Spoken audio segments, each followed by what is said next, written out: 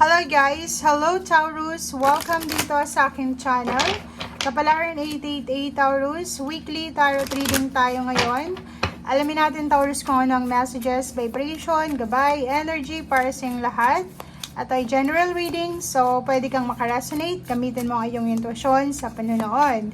Kung bago ka sa channel ko, please paki-press ang notification bell button guys para ikaw ang unang makapanood sa ating mga videos na ina-upload. Okay. Kumuha tayo dito ng 3 cards pero yung lumabas isang dami-daming cards. So, tingnan natin. Okay, Taurus. First card is time out. Awareness, contemplation, solitude, time alone.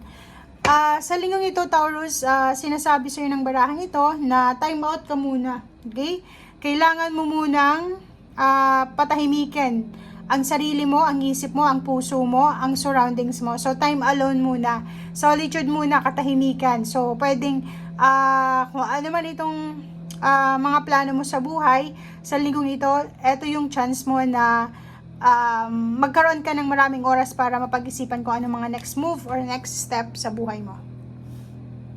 Okay, next naman is telepathy. Okay, so nakikita natin dito na may mga messages or pwedeng may mga prediction or pwedeng ganun din. Messages from your relationship, from your loved ones na parang nararamdaman mo. Ito ay pwedeng makaresonate if you're a mother. Diba? May mga ganun eh. Like kung ikaw ay nanay, every time na may nangyayaring hindi maganda or may mga problema yung anak, parang yung iba kasabihan ng iba, sumasakit daw yung breast ng nanay, 'di ba? Yung dibdib niya. Yung iba din, parang hindi makatulog. Yun pala yung anak may problema na parang gano'n. So, the mirror, sinasabi ng baraha dito na sa linggong ito, since time out ka parang yung iba sa inyo nakabakasyon or kailangan mag-isip ng maayos or kailangan ng katahimikan, sinasabi ng baraha dito na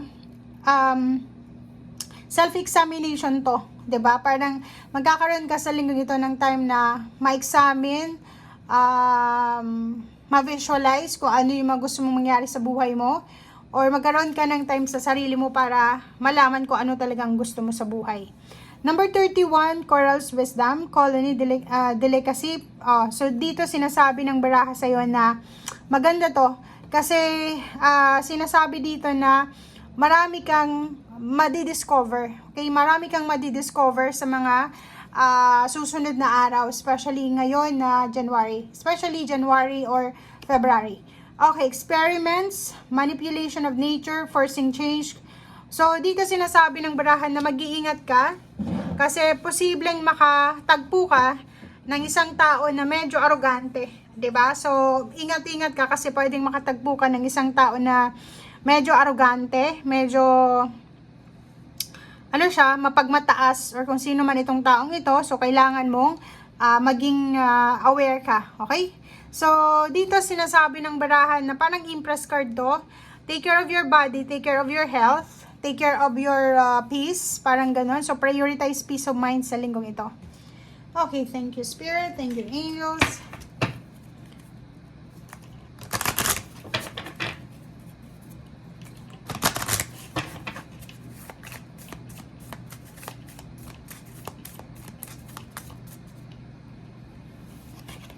Okay, so wow, number 15, 6.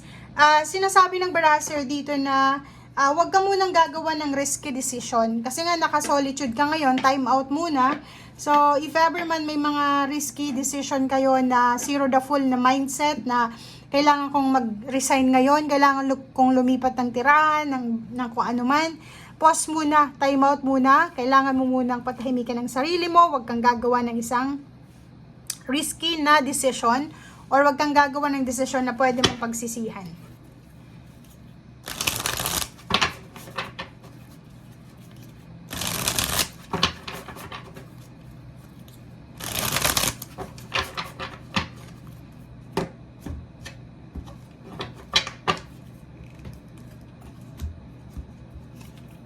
Okay.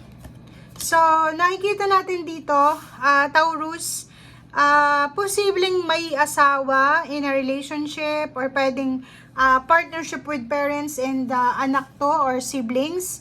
meron kayong mga problema pinansyal, or pwedeng meron kayong problema sa physical health, but sinasabi ng baraha sa'yo dito, kung makikita mo, may solusyon sa bawat problema na pinagdadaanan mo ngayon, lalo na kung tungkol ito sa pera. Okay, Capricorn, nakikita ko sa'yo dito na may hinihintay ka.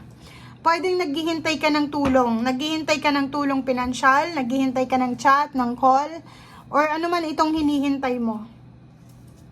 Okay. So, sinasabi ng baraha sa'yo dito na be patient, guys. Be patient kasi ano man itong hinihintay mo, parating ito sa'yo. Okay? It's either partnership, collaboration, or pera, or kung ano man to, protection, guidance, darating ito sa'yo. So, kailangan mo lang sa linggong ito na magkaroon ng pasensya and timbangin natin ang situation. Kung makikita mo dito, mayroon ditong Taurus na naghahanap ng stability sa kanilang buhay pamilya, buhay pinansyal, sa environment. Kasi parang nakikita nila masyadong imbalance yung mga bagay-bagay sa mundo. Okay?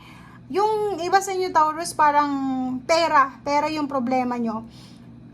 Etong Emperor na to, sinasabi ng baraha sa'yo dito na huwag tayo masyadong emosyonal sa linggong ito. Iwasan natin yung sobra tayong sensitive sa mga nakikita natin. Okay? And pag-isipang mabuti ang bawat desisyon, kaya may wall dito na parang zero the fool. Sinasabi ng Emperor na pag-isipan mong mabuti yung bawat desisyon na gagawin mo. Okay? Malaking halagang pera. May nakikita din tayo dito. If ever may Taurus dito naghihintay ng lump sum, malaking halagang pera, ano pa to? Loan, pwede siyang inheritance, pwede siyang retirement, or may nagbebenta ng bahay, lupa, or ano pa man, or naghihintay ng mataas na sweldo kasi mapopromote siya. Konting tiis lang. Okay? Konting tiis, konting tiyaga lang. Kasi parating na siya. So, sa linggong ito, sinasabi ng baraha na may choice ka. May pwede kang gawin. Kung gusto mo ng madalian na solusyon para sa iyong financial na problema or emotional or even physical health na problems, hanapin mo daw yung tamang solusyon. Hanapin mo yung tamang tao na pwedeng makatulong sa'yo. But, kung ikaw ay pagod, yun na nga, time out muna. If ever na pagod ka and may mga pinagdadaanan ka ngayon na problema na kailangan mong resolve, ano lang, pause ka muna. Huwag mo nang pilitin sa linggong ito. Spend time alone, spend time na tahimik lang. Yung parang mag-pray ka lang. And yung prayer mo dapat sabihin mo sa Panginoon na kailangan mo ng tamang desisyon, kailangan mo ng katahimikan, kailangan mo ng suporta, parang ganon, and protectionan ka sa kung ano man itong desisyon na gagawin mo. And sa ilalim niya is Queen of Wands. So, if ever freedom from financial scarcity, from physical health problems, from relationship, or kung ano man tong mga kailangan mong freedom sa ngayon, sinasabi ng barahan na huwag kang mag-alala kasi ibibigay ito sa'yo. Kung makikita mo dito, may parating na pera, tulong pinansyal. Okay? Thank you guys. Bye!